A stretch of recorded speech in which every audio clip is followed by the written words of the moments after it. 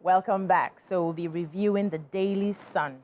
Major headlines: soldiers killing, Akpabio fingers mercenaries, Senate calls for investigation, reps condemn acts, Oborevori meets Tinubu, says situation under control, innocent citizens won't suffer. Impeachment, Edo Assembly directs CJ to set up 7-man panel to investigate petition against Deputy Governor.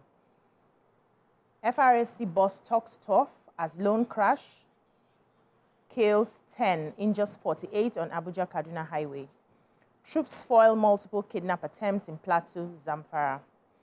Federal government, states, and local government share 10.143 trillion in 2023. FRSC's support for National Assembly revenue hearing yields 1.84 trillion. Federal government gives conditions for issuing mining license. Zenith Bank appoints Adaora Umeoji as GMD. Kanu, there's conspiracy to kill me, demands transfer from DSS cell to Kuje prison.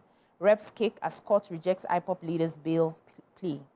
Unilever to slash 7,500 jobs worldwide. Wow. Okay, what do we have? I have the latest story. The Nigeria Extractive Industries Transparency Initiative at a one-day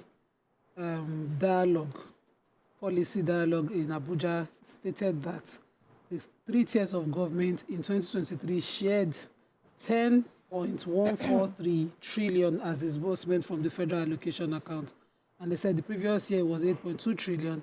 And, they use this to just project that the president, it was an implementation of the presidential directive of 50% automatic deductions from the internally generated revenue of government-owned enterprises that brought about this. So they said also that what supported that increase in our revenue was the fact that we had stopped paying subsidy, and we had also floated the Naira, which is the initiative of the President Bola Ahmed Tinubu, and so we have an increased revenue generated. The executive chairman of the commission, Mr. Victor Muruako, was the one talking about this, and he gave a projection of how each tier of government got what they wanted. He said the 774 local government councils collected 2.56 trillion, while the states received about 3.59 trillion, while the federal government then received 3.99 trillion of this allocation for 2023. He said the oil-producing states received an additional 763.25 billion as derivative revenue. He said the total distributable FAC allocation in the year 2023 represents 23.56% increase compared to the year 2022. So just supporting the fact that they make goodies of policies the funds. are good. Yes, so they make goodies of the funds. So more is coming, more is given to the states, more is given. But then, because of this change, there's some hardship also coming. So we're no longer paying subsidy. Workers are having to pay higher for fuel, for food as well. Can the governors and the federal government then increase earnings so that people can match up? At least be able to. They should just make sure that the basic amenities are there, and should make sure that all the things, the money allocated, should be used for what is allocated for. Yeah. Okay. I have just reports on our military and what they're doing internally. So they say soldiers on internal security operations in Zamfara state have foiled the kidnapping of 3 people by violent extremists at the outskirts of Kwatarkwashi village in Gusau local government area of the state. The soldiers were also said to have rescued one Mrs. Rosemary Jekwe, who was kidnapped at her residence in Abuja layout, Bukuru Locust Housing in Jos South local government area of Plateau State. And then the Army Public Relations Director, Major General Onyeagwu, he was the one, that gave this disclosure. He said that it was based on intelligence, and they were able to, rescue this woman. And when they rescued her, they found AK-47 rifle, 2 motorbikes from the kidnappers.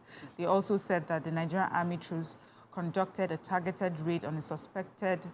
Sorry, this is a different one. Oh, I missed this one, but it was a particular, at the outskirts, in a particular criminal enclave at Zamtiv village in Wasi local government area. So they said during this particular operation, they successfully apprehended one of them, but the other one, in order to avoid being arrested, shot himself and, you know, killed himself. Yes. And from those ones, they were able to get some arms and ammunition, 3 SIM cards, and a knife from the criminal. So across board, you know, this is what the military, these are the successful turnouts of what the military is doing internally. Yeah, they also, let me just so add to that, talking about the military, I'll come to you, said troops of the Nigerian Army deployed in one division area of responsibility in Kaduna have successfully rescued 16 abducted victims from violent extremists and terrorists in Tantatu community of Kajuru local government area of Kaduna State. They got intelligence, and you know, March 17th, they went there at about 10:30 p.m. and tracked the insurgents who had earlier attacked the community in their numbers and abducted some of the villagers. So they were able to rescue 16 persons from them, and after exchanging fire at the same time. But afterwards, I think they were also able to recover some items from them. They said the troops are still in the bush, combing the bush and making sure that they chase those people and get as many as they can get. That would be very nice. That's amazing. Yeah, so a round of applause to this wonderful GMD, the new appointed GMD. Doctor, in fact, she's more than doctor, because when I looked at her profile, it was heavy. Somebody said her profile gives him orgasm. This is just the intimidating. I'm telling you, I love it when women lead. Yeah. I know. So, yeah, so she was appointed as the new GMD, Dr. Adaora Umeoji, starting from June 1st. It was approved by CBN. She's taking over from Ebenezer Onyeagwu. And then she was the deputy managing director and has 30 years banking experience. Wow. Amazing. Yeah, so that's what age? She seems to be well liked. On behalf of our beautiful, Queen, pretty beautiful. Queen Oloibi, my friend, so we did not hear word on the phone yesterday. So on behalf of Queen Zibiri and myself, congratulations to Madam GMD. She's an alumnus of prestigious Harvard Business School, where she attended the Advanced Management Program, and an alumnus of Columbia Business School with a certificate in Global Banking Program. The head is hot. Bachelor's degree in Sociology from UJ. In fact, first class honors in law. Yeah, she went to UJ. Okay, thank you. Honors in law and Bees University. Thank you, Ramat. Thank you. Do you have a story, son? In the Sun, you've taken your story. Yes. Okay. Let's move on now to the Vanguard. I'm sure this is going to be like the last paper for today. Major headline: Delta killings. 3 suspects nabbed. Moved to Army headquarters in Asaba. Edo Guba. Only 6 parties have filed nominations. INEC urges parties to stop granting unnecessary waivers to defectors. Why court refused Nnamdi Kanu's fresh request for bail? Zenith Bank appoints Adaora Umeoji first female GMD CEO. Edo Assembly directs CJ to set up committee on Shaibu's impeachment. We didn't renovate government house with 18 billion. This is by Adeleke. NFF appoints Finidi as Super Eagles coach against Ghana Mali friendlies. Shiroro Solar Generating Company, new phase in energy transition plan. What stories do we have in the Vanguard? Do we have any story in the Vanguard? I think I have a story. Yes, I have one in the Vanguard.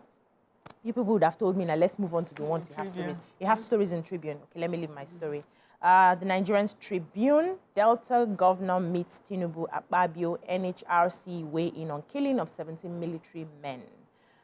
Kanu distances self from violence in Southeast. Federal government states local governments shared 10.143 trillion in 2023 by NETI. Troops rescue 16 kidnapped victims in Kaduna. Adeleke moves to change Osun logo, seeks assembly approval.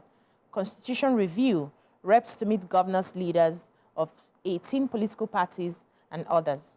4.1 billion property fraud, EFCC recovers and hands over 324 houses to Kanu pensioners. Senate threatens the debit account of banks. Impeachment, Edo Assembly directs CJ to constitute panel for probe development and government. What stories do we have in the Okay, sorry, I found my story in the Vanguard. The stories are, you know. Okay, go ahead.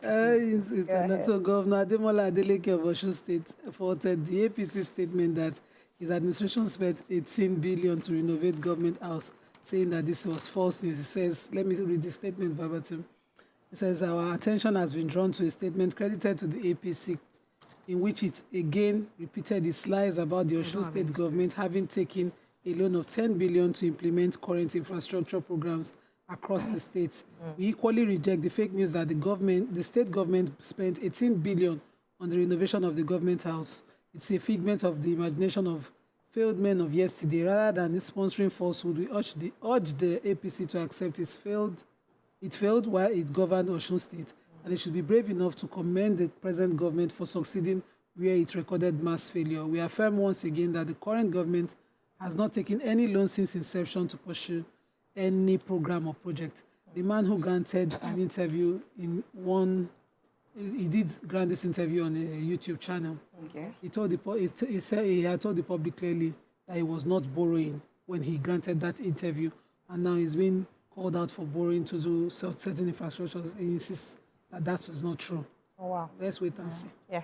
We have time? Yeah, so Edo impeachment saga. The Edo State House of Assembly Tuesday moved a step further the impeachment process against the Deputy Governor, Comrade Philip Shaibu, as it directed the state's Chief Judge, Justice Daniel Okunbowa, to set up a panel of 7 wise men to investigate the allegations of gross misconduct that had been leveled against the Deputy Governor. So the Assembly gave the directive and resolution passed during plenary session, in furtherance of the impeachment process. As we remember, if we recall, they said that the impeachment notice was earlier served on the Deputy Governor March 6, 2024, but due to alleged evasion of service, the House was forced to order substituted service. Anyway, so we're now going to hear from this committee that has been set up. So there's a panel that has been set up to look into this, and then we'll see how that turns out. Okay, let me take this. The Deputy Governor seems to be going through quite a bit right now. Yeah. Let me take this good news. They said after many years of legal actions and investigation, the Abuja Zonal Command of the Economic and Financial Crimes Commission, EFCC, has handed over documents of 324 houses recovered for Kano State pensioners to them. They said this was a final forfeiture order granted by Justice Iyang Eko of the Federal High Court sitting in Abuja, and it was a result of a successful investigations carried out by the Commission's over 4.1 billion pension trust fund contributed by pensioners to own houses, which was reportedly denied them by 2 successive administrations in Kano State. So, the Commission said they had to investigate a petition by concerned Kano State workers and pensioners of alleged misappropriation of pension funds in the state. And so the EFCC launched an investigation, and they showed that the state government had entered into a tripartite agreement with the Kano State Pension Trust Fund to build housing estates for an aggregate sum of 41 billion, out of which the pension trust fund was to contribute 4.1 billion. Now, after they had contributed, they finished the building and they pushed them to a different area. So they said the contribution of pensioners was used to build the houses in 3 estates located in Sheikh, Jafar, Mahmood, Adam Bandirawa City, and Sheikh Nasiru Kabara, Amana City, and Sheikh Khalifa Ishaq Rabiu City in Kano. But then it was now discounted and sold to the cronies and associates of the 2 former governors. And pensioners were left with a low budget, uncompleted building. So they had filed the case, and I'm glad that they've gotten justice. So final forfeiture order of the 324 property had been given back to them. So this is showing that at least our laws are working. Yes. If we can be patient enough to follow. Well, these ones will have been so Thank you so much, ladies. That's all we can take on the newspaper reviews. When we come back, we move on to our topics for today. Stay with us.